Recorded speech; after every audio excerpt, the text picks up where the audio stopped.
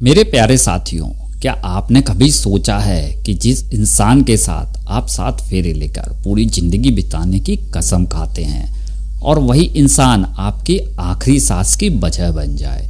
Greater Noida के देवला गांव में एक सुबह एक ऐसी ही चीख सुनाई दी जिसने हार्ट अटैक के पीछे छिपे एक खौफनाक कत्ल की दास्तान बयान कर दी।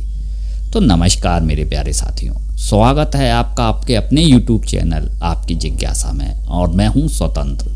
अगर आप चैनल पर पहली बार आए हैं तो चैनल को सब्सक्राइब करना ना भूलें और बेल आइकन को भी प्रेस कर दीजिएगा, जिससे आने वाली वीडियो के सारे नोटिफिकेशन आपको टाइम पर मिलते रहें। और आप यह वीडियो कहां से देख रहे हैं यह जरूर बताइएगा, मैं नेक्स्ट वीडियो में आप सभी का नाम लूँगा। तो चलिए वीडियो को आगे बढ़ाते हैं। मेरे प्यारे साथियों, कहानी शुरू होती है बुलंदशहर के नरौरा इलाके के एक छोटे से गांव बेलौना से।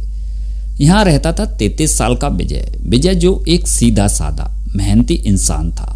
उसके कंधों पर पूरे परिवार की जिम्मेदारी थी, क्योंकि उससे जुड़े हुए थे उसके बुजुर्ग माँ बाप, उसकी पत्नी राखी और 3 छोटे छोटे बच्चे। कि जिंदगी का बस एक ही मकसद था, अपने बच्चों को एक अच्छा भविष्य देना, जो कि हर एक पिता का सपना होता है। और इसी तलाश में वो ग्रेटर नोएडा के साइड सी औद्योगिक क्षेत्र में स्थित नोवा नाम की एक कूलर फैक्ट्री में काम करने लगता है। धीरे धीरे समय बीतता है। एक दिन विजय छुट्टी लेकर घर आता है, तब उसकी पत्नी बोलती है, देखो जी, घर का खर्च ज्यादा है, एक बात बोलूं, अगर आप बुरा नहीं मानो तो अगर मैं भी आपके साथ फैक्ट्री में काम करूं तो कैसा रहेगा, और हम अपने बच्चों को अच्छा पढ़ा और लिखा भी पाएंगे। विजय अपनी पत्नी की यह बात सुनकर वो राजी हो जाता है और बच्चों को दादा दादी के पास छोड़ देता है ताकि उनकी पढ़ाई न छूटे, और अपनी पत्नी को अपने साथ ले जाता है। दोनों पति पत्नी मिलजुल कर काम करने लगते हैं।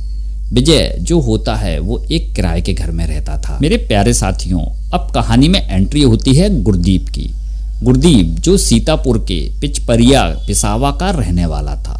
वो पेशे से एक टैक्सी ड्राइवर था, लेकिन पहले वो उसी कूलर फैक्ट्री में काम करता था जहां विजय और राखी काम करते थे, और उन्हीं के साथ बाजू वाले कमरे में रहा करता था। यहीं से शुरू हुई थी उस अवैध रिश्ते की नींव, जिसने आगे चलकर एक हत्या की शक्ल ले ली। राखी और गुरदीप के बीच पिछले 4 सालों से गुपचुप मुलाकातें हो रही थी।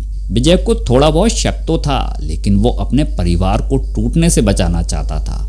शायद इसीलिए वो राखी को गांव से दूर नोएडा ले आया था, ताकि वो गुरदीप से दूर रह सके। लेकिन कहते हैं ना कि इश्क और जंग में सब जायज है, पर यहाँ इश्क नहीं, सिर्फ हवस और नफरत थी। राखी को लगने लगा था कि विजय उसकी और गुरदीप की जिंदगी के बीच की सबसे बड़ी दीवार है, और जब दीवार पुरानी और कमजोर हो जाती है मेरे प्यारे साथियों, तो लोग उसे गिराने की सोचने ही लगते हैं। सोमवार के दिन विजय दिन भर की थकान के बाद गहरी नींद में सोया हुआ था। राखी के फोन की स्क्रीन चमकती है, क्योंकि राखी ने गुरदीप को मैसेज किया था और मैसेज में लिखा था कि आज रात सब खत्म कर देते हैं। और ये मैसेज पाकर गुरदीप चुपचाप विजय के कमरे में पहुंच जाता है।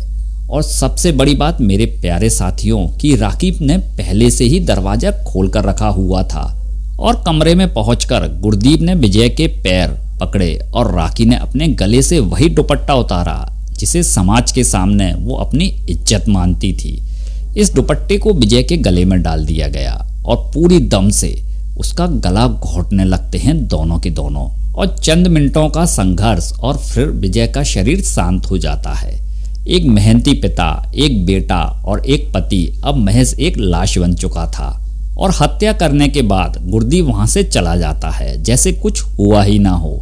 और राखी सुबह के करीब 4 बजे जोर जोर से रोना शुरू कर देती है। उसका रोना सुनकर आसपास के पड़ोसी आ जाते हैं और पुलिस को सूचना दे दी जाती है। और जब पुलिस मौके पर पहुंचती है तो राखी बिलक बिलक कर कह रही थी, साहब, रात को इन्हें सीने में दर्द हुआ था, मुझे लगा सो रहे हैं, पर सुबह देखा तो ये ठंडे पड़ चुके थे, इन्हें हार्ट अटैक आया है। शुरुआत में तो पुलिस भी राखी की बात मान लेती है, क्योंकि आजकल नॉर्मल बात सी हो गई है 33 साल की उम्र में हार्ट अटैक आना। लेकिन तभी एक अनुभवी पुलिस वाले की नजर विजय के गले पर पड़ती है। वहां कुछ हल्के नीले निशान थे, जैसे किसी ने रस्सी या कपड़े से जोर से दबाया हो। पुलिस और विजय के भाई अशोक को दाल में कुछ काला नजर आया। पुलिस ने फौरन शव को कब्जे में लिया और पोस्टमार्टम के लिए भेज दिया। यही वो मोड़ था जहां से राखी की रची हुई कहानी ताश के पत्तों की तरह ढहने वाली थी। अगले ही दिन पोस्टमार्टम की रिपोर्ट आती है। रिपोर्ट में साफ साफ बताया गया था कि विजय की मौत दिल का दौरा पड़ने से नहीं हुई बल्कि गला दबाने से हुई है। अब पुलिस का शक यकीन में बदल चुका था। डीसीपी सेंट्रल नोएडा शक्ति मोहन अवस्थी की लीडरशिप में टीम ने जांच शुरू की। सबसे पहले राखी के फोन की कॉल डिटेल निकाली गई। पुलिस के होश उड़ गए जब उन्होंने देखा कि रात के 3 बजे राखी की बात गुरदीप से हुई थी। पुलिस ने राखी को हिरासत में लिया और पूछताछ करती रहती है। पहले तो राखी मुकरती रही, लेकिन जब पुलिस ने तकनीकी सबूत उसके सामने रखे तो वो टूट गई और उसने सब कुछ उगल दिया। उसने बताया कि कैसे गुरदीप के प्यार में अंधी होकर उसने इस इंसान को मार डाला जो उसके बच्चों का बाप था। पुलिस ने राखी और उसके प्रेमी गुरदीप को गिरफ्तार कर लिया। उनके पास से वो दुपट्टा भी बरामद हुआ जो कत्ल का हथियार बना था। आज वो दोनों सलाखों के पीछे हैं और न्याय की हिरासत में अपनी सजा का इंतजार कर रहे हैं। और विजय के 3 बच्चे आज अपने घर में अपने पिता का इंतजार कर रहे होंगे। उन्हें नहीं पता कि उनकी मां ने ही उनके पिता को हमेशा के लिए छीन लिया है।